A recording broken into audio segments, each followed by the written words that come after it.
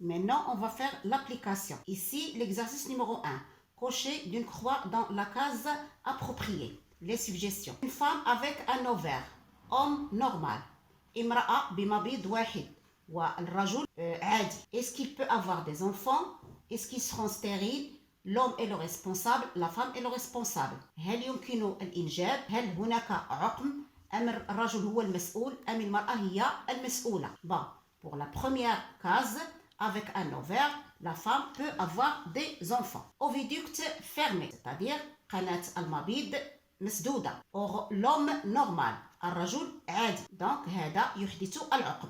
Donc, c'est la stérilité. Alors, dans ce cas, c'est la femme qui est responsable. Troisième cas, femme normale, mais arrêt de production des spermatozoïdes.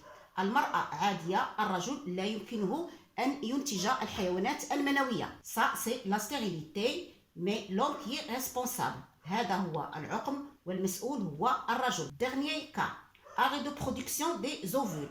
La femme ne peut plus donner des ovules, mais l'homme, il est normal. Donc, c'est la stérilité, mais c'est la femme qui est responsable. العقم يعني عدم الإنجاب والمرأة هي المسؤولة. Maintenant, pour l'exercice numéro 2, je vais vous expliquer la deuxième méthode naturelle de l'abstinence périodique.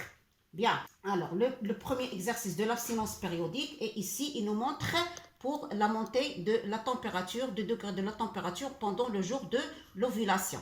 إذا هنا هذه الطريقة سأوضح لكم ما هي الأيام التي يمكن أن تمتنع فيها المرأة بالقيام باتصالات الجنسية إذا ما كانت لا ترغب في الحمل. وهذا التمرين يبين لنا ارتفاع درجة الحرارة يوم الإباضة. Bien. Le document présentait les différents phénomènes cycliques lors d'un cycle menstruel, sachant que les spermatozoïdes survivent 5 jours. Ça, c'est essentiel. Dans les voies génitales de la femme, et l'ovule, il survit 2 jours. Avec 5 jours et 2 jours environ, on peut travailler. Déterminer la période de fertilité chez cette femme et quand cette femme pourra-t-elle faire des rapports sexuels sans souci de tomber enceinte. ما هي المرحلة التي تمتنع فيها المرأة عن الاتصالات الجنسية وما هي المرحلة التي يمكن أن تقوم بها المرأة باتصالات جنسية بدون تخوف. Voilà la réponse. On a un cycle de 28 jours, un cycle menstruel de 28 jours. C'est un cycle menstruel qui est fixe. Bien sûr, le jour de l'ovulation et le 14e jour. Puisque on a dit que l'ovule, il reste 2 jours. Alors, il peut vivre le 14e jour et le 15e jour. Très bien.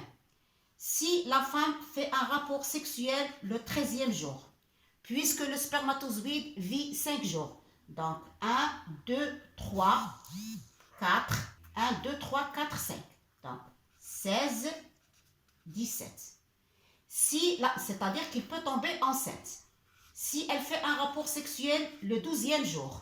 Donc, 1, 2, 3, 4 et 5. Donc, toujours, elle peut tomber enceinte. Si la femme fait un rapport sexuel le 11e jour. 1, 2, 3, 4 et 5. Donc, il peut tomber enceinte. Alors, ici, toujours, il y a. Et le 10e jour. Le 10e jour, alors, 1, 2, 3, 4 et 5. Alors, toute cette période, c'est-à-dire une semaine, la femme, s'il fait un rapport sexuel et qu'elle n'en a pas envie d'avoir des enfants, donc elle peut tomber enceinte. Et pour bien prendre sa précaution, il peut ajouter un jour avant le 10 et un jour après le 17. Comme ça, il sera sûr qu'il ne va pas tomber enceinte. Je répète. بالنسبة للبويضة فإنها تعيش يوما. إذا ما كان الدورة الحيضية فيها 28 يوما. إذا اليوم 14 هو يوم الإباضة. وبالتالي فإن البويضة ستعيش يوم 14 ويوم 15 من دورتها الدورة الجنسية أو الدورة الحيضي. Le cycle sexuel ou bien le cycle menstruel. Bien. Alors, قلنا على أن البويضة تعيش يوم 14 و 15. أما الحيوان المنوي فإنه يعيش 5 أيام. إذا قامت باتصال جنسي يوم 13 إذا من طبيعة الحال سيقع إخصاب. إذا قامت بالاتصال جنسي يوم 12 سيقع إخصاب. يوم 11 سيقع إخصاب. يوم 10 سيقع إخصاب. وبالتالي فإن يجب أن تمتنع عن الاتصالات الجنسية لمدة 7 أيام تقريبا. وإذا أرادت أن تأخذ احتياطاتها كما يجب يمكن أن تضيف اليوم 9 واليوم 18. هذا من واجب الاحتياطي فقط. أما خارج هذه المرحلة يعني فوق اليوم 18 من دورتها الجنسية أو الحيضية وقبل يوم 9 من دورتها الجنسية أو الحيضية يمكنها أن تقوم بالاتصالات الجنسية. هذا لا يطبق إلا عند المرأة التي عندها دورة جنسية قارة يعني أنها لا تتغير. Bien, voilà pour l'explication du deuxième exercice. Alors, la première question. Les deux courbes 1 et 2 sont des résultats des prélèvements quotidiens de la température chez deux femmes, dont l'une est enceinte. Comparez les deux courbes de température. Ils sont bien visibles, bien sûr.